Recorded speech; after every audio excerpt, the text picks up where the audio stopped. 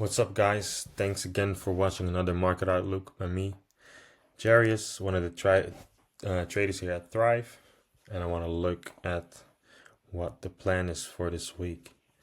Today is Monday, and as you can see, the Canadian dollar federal election was today, but I did actually not see a lot of movement on Canadian dollar, I think. Let's have a quick peek. Yeah, not too much movement, but yeah, something that we have to take into consideration. Maybe we see a small move on this tomorrow. And tomorrow we have JPY bank holiday, so not planning on trading any yen pairs for tomorrow. And then Jolts also tomorrow at 4 p.m.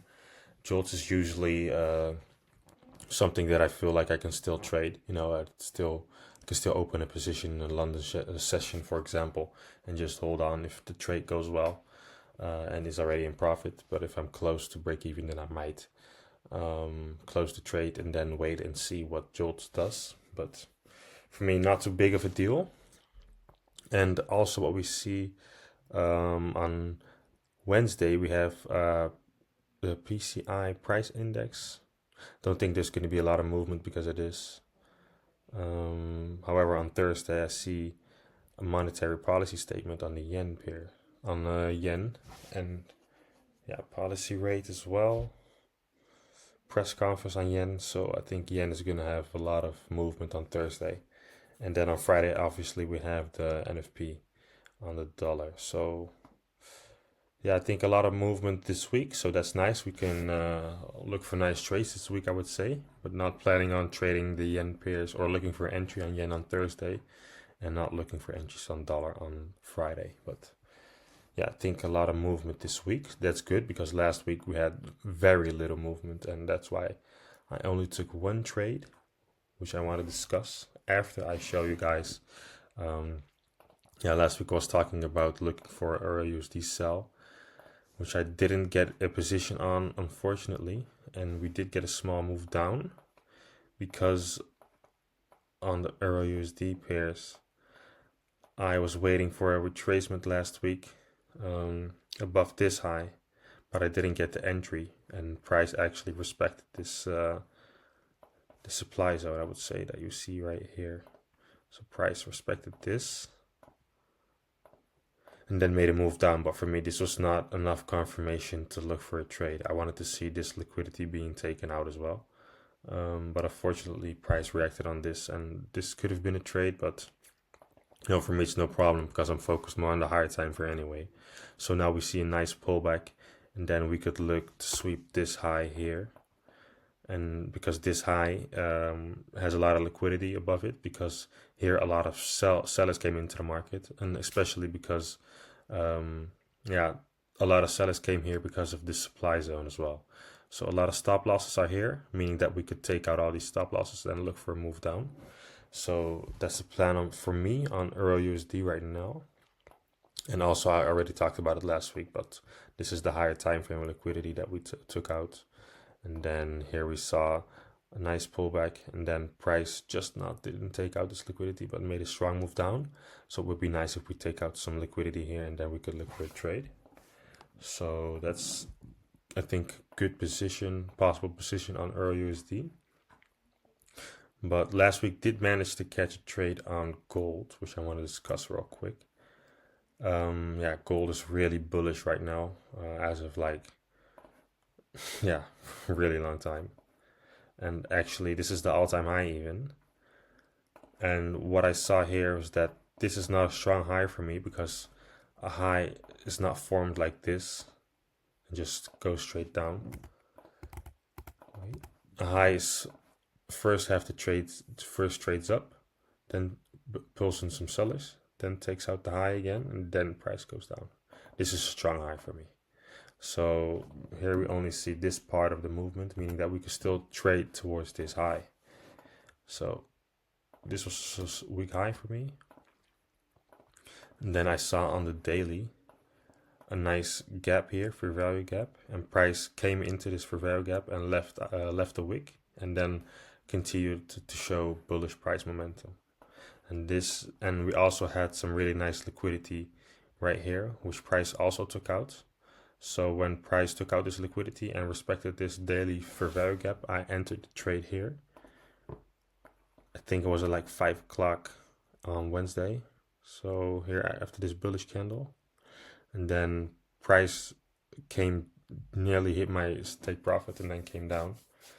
And then here we took out some internal liquidity again, and then price came up again. I wanted to target this high right here, but what I saw was on the really low time frame. I can show you guys.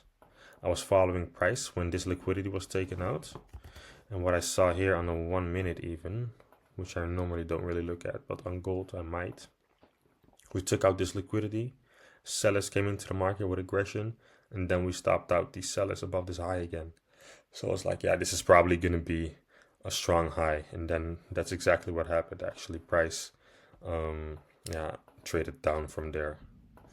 So yeah, really good decision on my part, and I closed this trade for about 2%. So that's, it's not the best, or it's not the, I usually want to target a 3 risk to reward, but yeah, 2 is also fine. We take what we can get, obviously. And I was also looking for a UJ buy last week, and which we saw.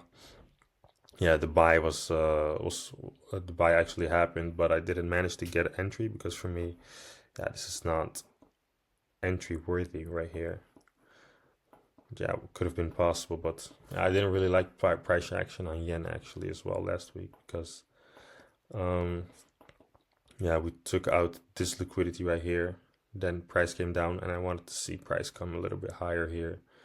But yeah, when I looked at the lower time frame, I saw that actually a sell was really valid here. But yeah, I didn't catch the trade. I missed this, but that's okay. Because price here arrived, then some sellers came into the market, and then with aggression, here we take out some liquidity even. So you could say this is maybe a temporary strong high. Then more sellers came into the market right here. So even more sellers here. Below this low, and then we took out some internal liquidity here again. This would have been a really nice sell here, but yeah, didn't manage to catch that. That's okay because focused more on the higher time frames anyway, so that's not really too great of a setup for me. But now we have more confirmation that we're bearish, so this is the high that causes this move down, and we also break the structure here. So this is a nice point for me to sell again, and I'm bullish on dollar because we took out this external liquidity. Here some early buyers were lured into the market, and then with aggression we take out those buyers, and here we see on the lower time frames some liquidity being taken out here, right here. And also I'm expecting to take out some liquidity higher in the market, so I want to target at least this daily gap right here or this daily gap right here. So I expect the price to go a little bit higher, and then also we have here a daily order flow even, so like this. So yeah, I expect price to have a small pullback, and then we're continuing the bearish trend. So what I want to see here is some liquidity being taken out. First I targeted this, but price actually ignored this liquidity. So this is the next liquidity that we can look for a trade from. And then tomorrow I'm going to see if this responds well, and then if we have some upside, then we could look for a trade for a buy on DXY. So UJ sell could be, or no, UJ buy could be interesting for us. What I see here straight away is that here we have some liquidity still left in the leg, so this could be important for us, or this could be interesting for us to take out. And that also aligns with my story on dollar, that we first want to go a little bit lower, and also on yen we want to go a little bit higher and take out this liquidity and then go down. So that's actually what we see here as well. So yeah, this is something that I'm looking at this week then. and still looking for the Euro USD sell here as well. And for me, a USD Canadian dollar is also interesting, and that's because we took out this high time frame low right here, and as you can see, the weekly candle here took out this liquidity and then left the wick. But right now we're trading down again, so still want to see what happens here. But here what I see actually as well is before we hit this high time frame liquidity, some buyers step into the market right here. So some buying pressure right here. And then after the buying pressure, we take out this low, meaning that the liquidity right here from the buyers that came into the market was the stop losses were hit. So here we have even more liquidity to maybe have a move up, and then we can continue to trade the trend down. I didn't take this trade, but I was looking for a trade right here, but this was too late in the day for me, so didn't take it. And yeah, glad I didn't take it because it would have been a stop loss. But now we can look tomorrow what happens when dollar takes out this liquidity, and maybe we could look for a buy on this pair too. So yeah, we'll see. Maybe price can still take out this price action right here and then go up. So yeah, I'm gonna still sit on my hands right here and see, wait and see what the price gives us. And maybe gold buys are interesting as well. So managed to take that trade last week, of course, but buys are still interesting for me because this is still a week high for me. And what we see here is that price came all the way back, and you could say liquidated this right here. And here price came up and then down. So this is the first pullback after the move up. So this is something that I call engineered liquidity, which is the first pullback after a move up, after we take out this external liquidity. And here a lot of buying pressure came into the market, and then this low was taken out. And now we have price up, it comes down, so take something, maybe this order block right here, and then now strong move up. So I want to see a pullback here, and then an entry could be interesting on gold. So it depends on how high price is going to go before we see a pullback. But let's see, let's say if this is the high that price leaves, then a pullback around the 0.5 level or 0.618 could be interesting. So yeah, or we missed the move, and then we could maybe look for a pullback later on, but we'll see.